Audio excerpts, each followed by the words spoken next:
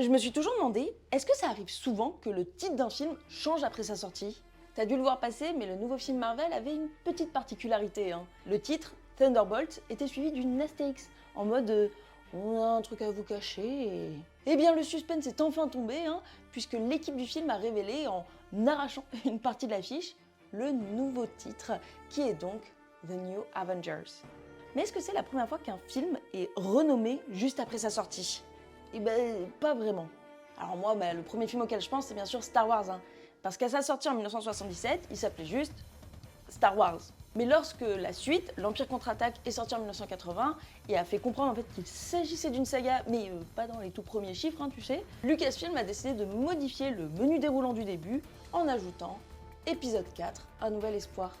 Et pareil pour Indiana Jones, hein, puisque le premier s'appelait juste Les Aventuriers de l'Arche perdue, mais c'est quand la franchise s'est étendue et que la version vidéo est sortie en 1999 que c'est devenu Indiana Jones et les Aventuriers de l'Arche perdue.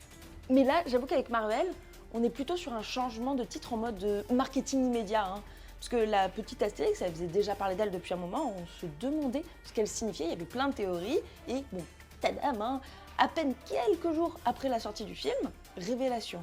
Par contre, je pense à la tonne d'affiches déjà imprimées. Ça va coûter cher en papier, cette histoire. Et toi, t'as d'autres exemples de films qui ont été rebrandés après leur sortie?